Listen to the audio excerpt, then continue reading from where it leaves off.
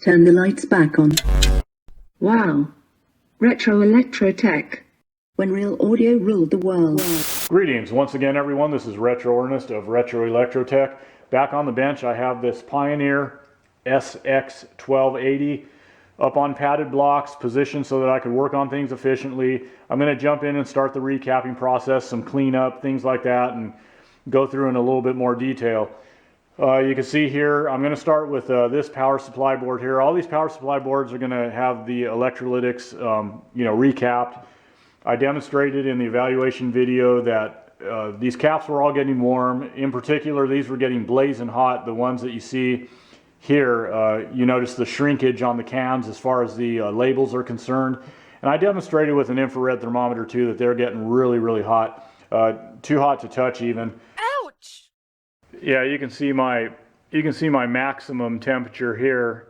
It was kind of jumping around, but the max is 171, 163 degrees.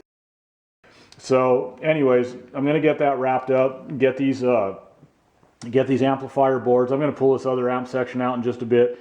Get these amplifier boards recapped. You may recall that there was some physical leakage going on a few of these cans here, from a few of these cans. So I'm going to get that all squared away. On the other side, I have the control boards removed and just hanging there so that I can access all of the potentiometers and switches, the same things as always. All this important maintenance that has to take place.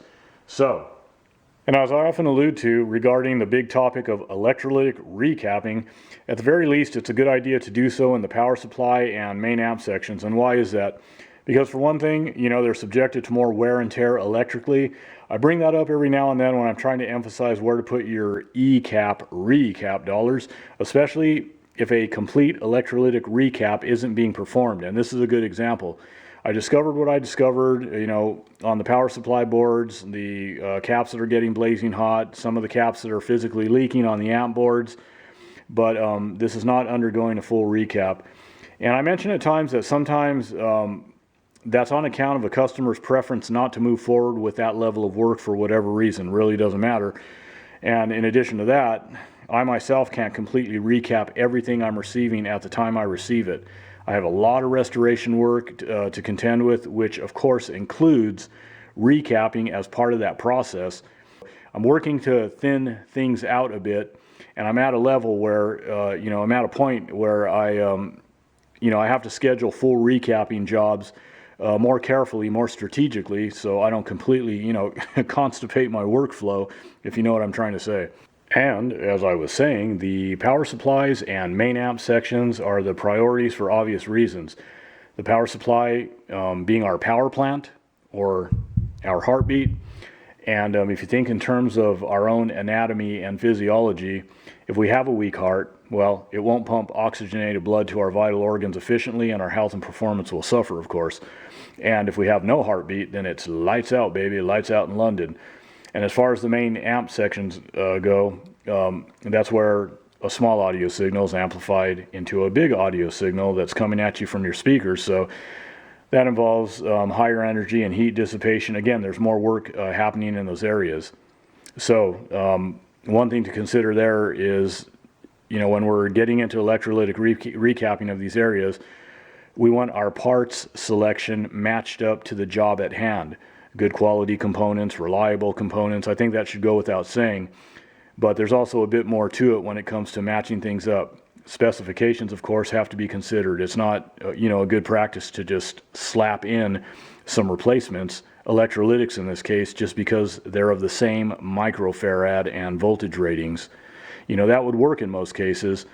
But, what I'm trying to say is there's better electrolytics that are suited to certain applications, such as power supply versus audio path. So just something to pay attention to. And even though we see a lot of equipment coming in with E-cap related problems, especially now that the equipment is as old as it is, that doesn't mean that we should become, or my shop should become, a recap factory and just start developing tunnel vision when it comes to circuit analysis and sussing out the root of a problem or multiple problems. Again, as I mentioned, I'm not just going to end up recapping these boards here just because some of the caps are running hot. I want to find out if there's an underlying cause by examining other components, that may prove to be faulty. And yes, it may be just because of old, tired caps that are degrading and failing on their own. But a tech has to do real tech work and, look at other components and think through the process and not just operate on autopilot recap mode. Another thing I think that's, worth mentioning and why is that I don't perform total recapping, meaning the removal of all capacitor types just because they're old capacitors. Again, when I talk about recapping, I'm referring to electrolytics specifically, and I think it's a logical stance to take because of what is known about, their failure-prone nature as they age, as I already mentioned, whereas other cap types, such as, film, poly-type caps, ceramics, mica, and so forth, are of the variety that don't typically fail very often. I mean, unless, of course, they're in the path of a failure that damages them, or they're exposed to conditions that cause them to drift far enough out of tolerance so as to start causing problems. The point is, there are capacitors and other components, of course, that are very resilient and will probably keep on functioning just fine for years, even decades to come. And on that note, time's going to tell the real story, as it always does, and as it has so far with all of this decades-old equipment, and how all the other components are going to be holding up with age. So we'll see, or at least the future generations will see. That is, if they're still collecting this stuff, if they still hold it in high esteem and want to keep it running. But we can see at this point, anyways, how some key components are aging and how they're starting to fail. Now, if you're a person that works on this gear day in and day out, then you're probably going to be pretty well versed on this topic. But if you're someone who's interested in getting into vintage audio or getting back into it, whatever the case, then you should probably be aware, to some extent anyways, of what you can realistically expect as far as bringing this stuff back to spec, so that you can enjoy the sonic performance of it, the way it was intended to function. And of course, bring the reliability up to a level that will hopefully provide, many more years of service. And especially too, if you're planning on passing on your prized, receiver, amp, tape deck, turntable, or all the above, whatever the case. And another thing I should mention that, does involve the topic of electrolytic caps and their age-related, failure-prone nature, I suppose, is the need to use caution when you've acquired a unit that hasn't been powered up for a long time. Or maybe you're someone who has had their old amp sitting in a closet, for example, for decades, and you're ready to get it back into action. You don't just want to energize old, dormant electrolytics full throttle, especially in the power supply. There's kind of a breaking down, if you will, or deformation process that happens when electrolytics haven't been exercised in a long time. So, as I mentioned, sometimes if you just, power the unit up full throttle, you may be in for a big surprise, perhaps even causing some serious damage to the unit. And, you might end up destroying a power transformer that's very difficult or next to impossible to replace. So you really got to be careful there. I always perform a safe power up, which oftentimes includes, starting at the bottom of the voltage scale with a variac and current limiter and working upwards slowly and incrementally while of course, limiting the current to the device under test so that it doesn't, try to, run away out of control and go into meltdown mode. Essentially, I'm slowly reforming the dielectric insulative layer within the cap that has otherwise deformed, is the way to put it. In other words, there's an electrochemical process going on that's kind of above my pay grade, so I'll just kind of leave it at that. So, if you have an old receiver, amp, whatever the case, that's in working order, it may continue on for some time. It's hard to say for sure. A lot of this equipment, it's been going for decades. It may push on for another number of days, weeks, months, years. Again, who knows? But one thing I want to mention too is that it's hard to know when this is going to happen. And just despite the utilization of testers and test equipment and all that stuff, although that will give you a general idea as to the health of the capacitor and provide some information as to whether or not it looks like things are going to fail imminently, or the health of the cap is looking pretty grim, you're still not going to know exactly when electrolytic is going to fail, okay, since I'm on the topic of electrolytics, although other components can fail as well. You know, transistors end up getting, you know, electrically leaky and start producing noise. Sometimes they just fail, etc., etc. But, you know, again, I'm on the topic of electrolytic recapping. And the interesting thing is, you know, there's those who will debate the validity of complete electrolytic recapping. And before I end this little, you know, digression here and move, you know, back into servicing this SX1280, I want to kind of share my own stance on shotgun recapping. In other words, replacing all the electrolytics in one big swoop. Again, as I mentioned previously, I'm not going to remove the more resilient capacitor types in any piece of gear, unless there's a problem, of course. Electrolytics, on the other hand, as I already mentioned, you know, we know the direction those are heading. So in the interest of preservation / you know, future-proofing a customer's prized, perhaps even a collectible piece of equipment, I'm going to do what I can, you know, time and budget permitting, to prevent known issues from cropping up. And you know, the fact is, with customer equipment, I have to take an approach that sometimes differs from the way I approach my own equipment within my personal collection, some of which I haven't even recapped, for example. You know, but then again, I'm also in a better position to monitor the health or perhaps vital signs of my own audio gear and service it, you know, as needed when needed. And, you know, don't get me wrong, some of my equipment is fully restored, you know, but again, I'm in a different position, obviously, and sometimes I'm willing to take the chance and, you know, use some of my stuff as is if it passes my initial inspection process and appears to function smoothly and deliver nice, clean audio. So I kind of stand on both sides of the aisle when it comes to electrolytic recapping. I understand that some will hold up better than others and, you know, continue doing their job for perhaps, you know, several years to come, whereas others are going to fail. So there's just no getting around it, you know, unless you nip it in the bud and remove problematic components from the equation, which, by the way, include more than just electrolytic caps, as I mentioned. But of course, that's the topic I'm breezing over right now. So anyway, I think I'm going to edit this section into a separate video for those curious about the big, juicy recapping topic. I'll also leave it, you know, in this Pioneer SX1280 service video. Again, this stuff can go on and on and on because of all the variables to consider, and one road will, you know, often lead to another and so forth. So if you're watching the dedicated video version, let me just say, as always, peace, love, music, and the vintage audio that brings it to your ears. Till next time, you all take care. Otherwise, we'll continue on with the SX1280. Okay, so pardon the noise in the background. The heat's running, of course, and let's start getting some of these caps out of here. I got a few installed already, a couple of those big axials on the board here, but I want to start getting these caps out that were really blazing hot. Okay, get on over this side, switch hands. I hate when they bend the leads over.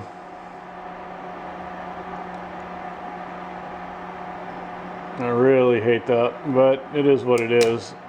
So sometimes what you got to do when they bend the leads over, you know, flat against the pad, and you desolder, of course you got to be careful. You can't just bend them, because you'll end up lifting the pad because there's still a little bit of solder underneath the lead that's bent over onto the pad. So, you know, usually what I do, you know, everybody says, you know, don't use your soldering tip as a pry bar, and that's true. You shouldn't really do that. But every once in a while I do. I'm very careful when I do it. I don't damage the tip. Sometimes I'll just kind of rest it on the lead that's bent over, and I'll kind of give it, you know, I'll kind of wedge it under there very carefully and then lift. I try not to do that, but a lot of times what I do instead is just like one of these little jeweler's screwdrivers or something like that that's just very thin. You know, I'll rest the tip on there just to melt any solder that's underneath the lead, obviously, and then, you know, give it a lift with the screwdriver so that I don't lift the pad. There's a few different ways to do it. As I say, you know, there's more than one way to skin a cat, as the old saying goes.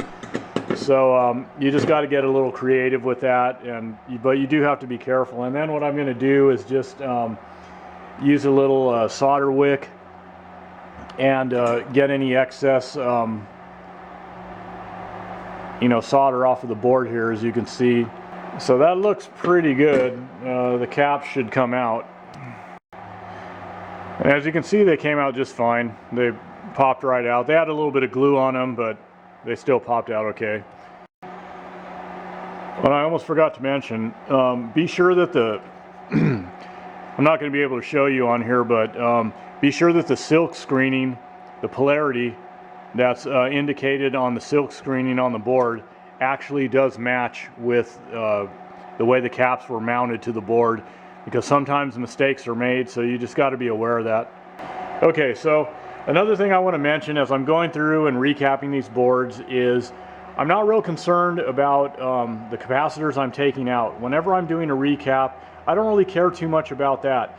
In the case of these caps here that were getting superheated, yeah, I might just out of curiosity throw a tester on them, but I don't like to spend a lot of time doing that. There's really no point. I don't want to burn up time testing old caps. But what I am definitely more concerned about is what I'm putting in.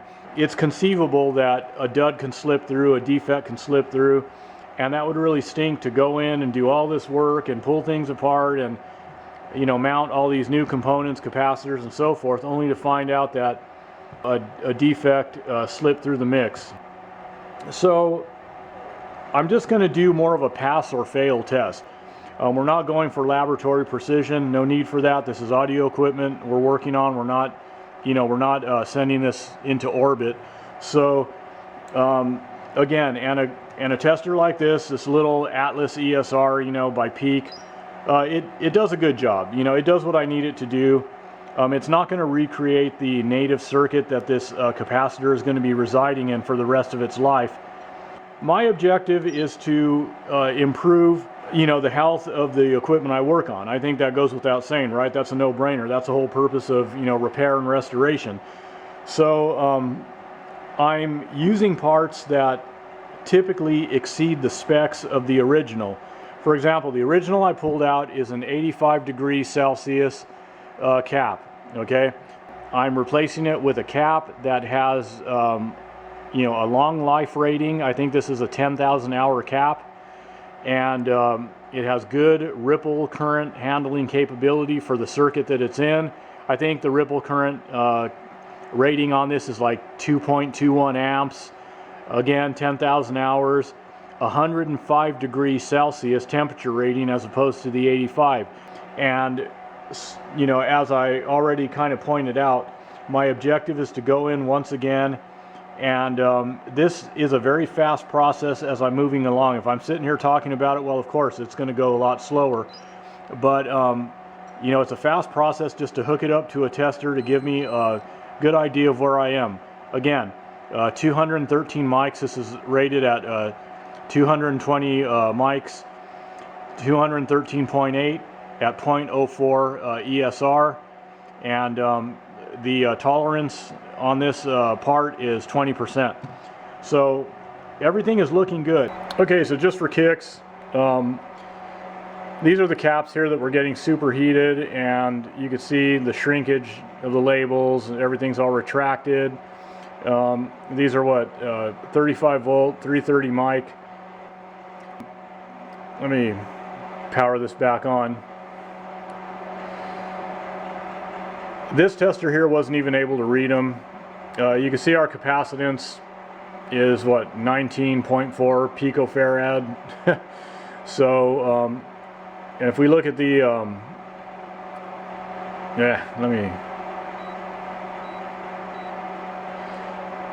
the internal resistance of the cap is in the megohms, 8.2 megohms. So as expected, these caps are absolutely gone, kaput. Okay, so I'm going to wrap up this part 2 video, but before I do that, I want to clarify my belief in what I feel actually constitutes an appropriate replacement part. And I'm talking about electrolytic capacitors in this case right now. And I feel that it's not about, nor should it be about, getting too hung up on the various categories per se, you know, audio grade versus general purpose versus low leakage and all that. I like to try to follow the science and not get caught up in what a lot of people sometimes get caught up in as far as what's referred to as sort of the magic and the snake oil type stuff and all that. Although everybody's free to have their beliefs, that's fine. But for me, what it all comes down to in the end is what specs are best suited to the application. So, you know, that being said, I use audio grade caps. I like audio grade caps. I just don't believe at all that they are the be all and end all as far as you shouldn't use anything else in the audio path but audio grade caps. There are other caps that don't fall into that audio grade category that will work just as good and will meet and even exceed in some cases the specs of audio grade stuff. You know, but again, I'm not dissing audio grade caps. I use them as well as others, low leakage, low noise stuff, but it's really about looking at the specs of stuff and not getting caught up in, you know, the fervor of audio grade and, like I said already, getting sucked into some kind of belief that there's something more to it than the science and the physics aspect of things. And if you think back, look, we're working on, you know, what's now classified as vintage audio. These great receivers and amplifiers of the golden age of audio. And not that many years ago, in the grand scheme of things, there wasn't really audio grade caps per se. They were all just pretty much general purpose type electrolytics, some with better low leakage and low noise characteristics. And in addition to that, if you think in terms of the electrolytic capacitor technology of today and the you know, low ESR, low leakage, low noise characteristics, they appear to be superior than the capacitor technology of yesteryear. So you have to kind of look at the you know, at the science, at the specs, and why you're using a particular electrolytic capacitor, what application it's going to be used in. So I just wanted to bring that up because, like I said, I have no problem with good audio grade electrolytic capacitors produced by reputable manufacturers such as, you know, Nichicon and so forth. I think there's a lot of audio grade series out there that, again, have really good specs and are good quality and will hold up well. I use them. I haven't had a problem with them, so I'm just going to leave it at that. And you know, like I always say, peace, love, music, and the vintage audio that brings it to your ears. This is a poor man's show production.